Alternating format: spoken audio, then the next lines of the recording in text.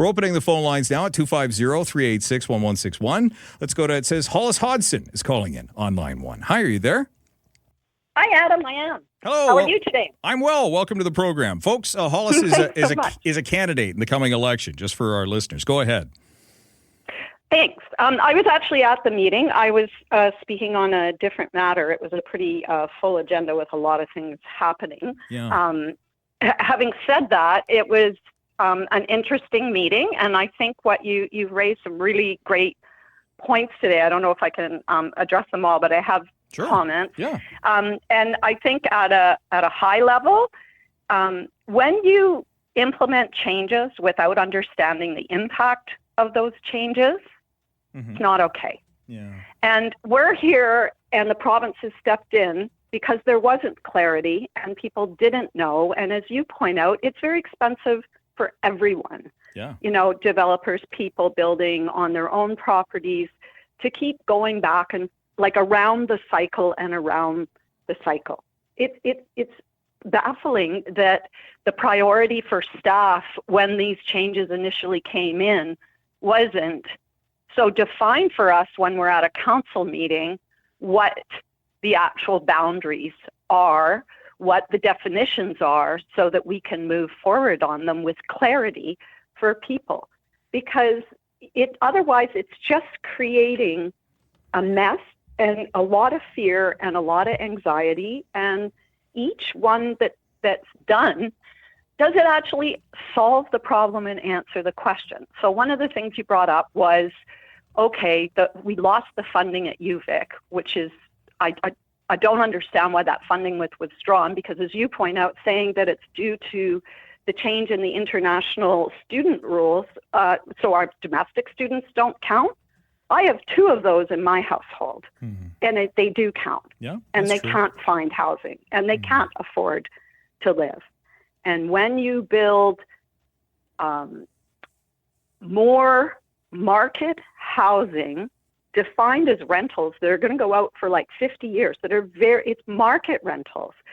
If they go into those, if they can even afford them, and they probably have to share with other students even to do that, and if they didn't, they would be locked into a higher than mortgage rate in some cases. They're never getting out of it. They're never going to be able to afford a home, even if they're a young professional that's on the brink.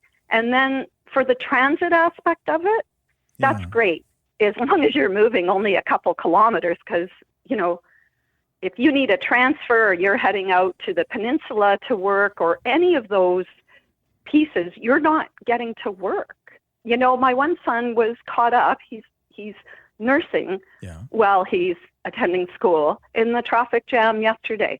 He had to go a very short distance from our home near the interchange just to get to the hospital, and it was over an hour. Wow. Because it was locked. So, you know, these are the realities of building massive structures. But regardless of the outcome, the important part is when decisions are made, you have to have not just guidelines, but you have to have rules. And you're bang on. The province rushed this through, and Saanich rushed to adopt it to get on because their targets were large, fair enough. But to do that without fully understanding the impacts to communities. And the other thing that's mentioned is, I firmly believe that these are the areas we're going to designate for you to potentially build these structures, regardless of what they are.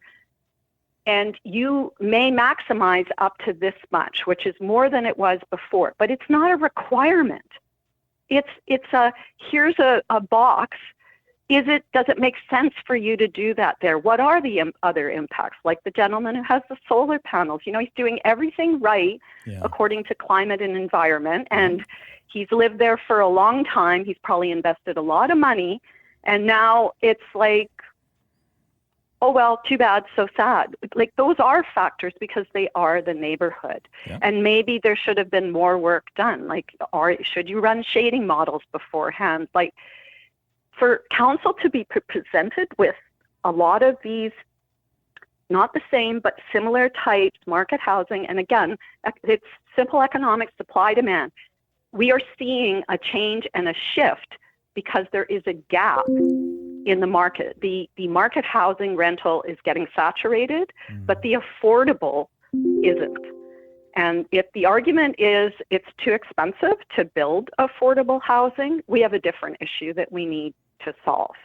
But, I'm looking forward to working with a team of people on council, should I be elected, that are going to look at this different and have the ability to prioritize. These decisions need to be done by staff in a timely fashion so that we have rules so we can make informed decisions.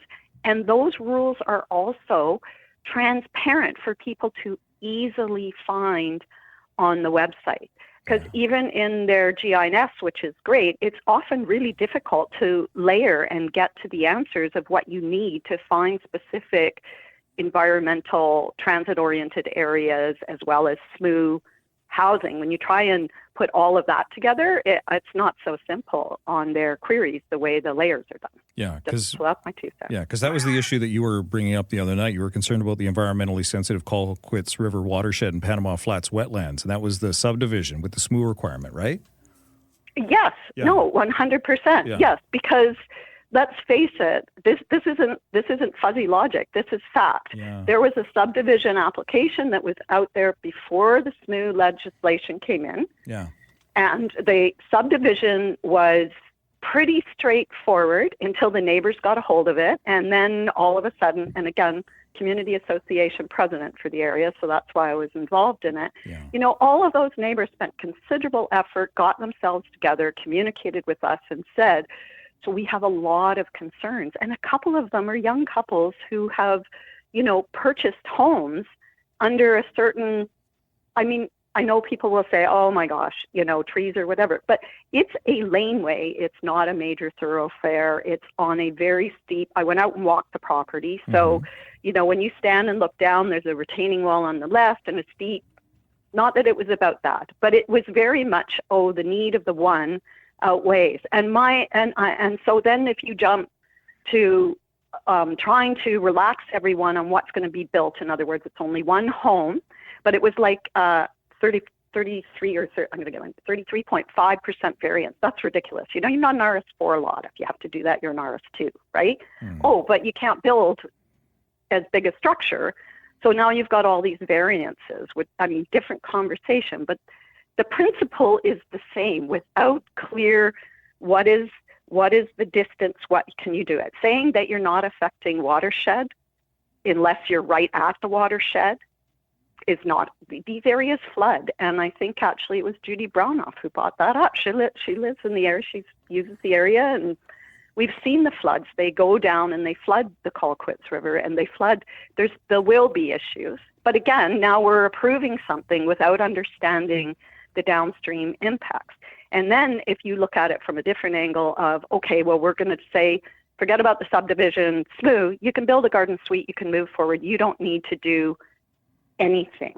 And the challenge is it is going to impact a path that's there, which will then impact other neighbors. It's going to impact the neighbors down below. And the solution from council was go away in July, come back the other night, on Monday night, and bring a covenant forward. Yes. But if your covenantees are not all your neighbors, they're just you and your subdivided lot, is it really a covenant? Because you can pull it off anytime.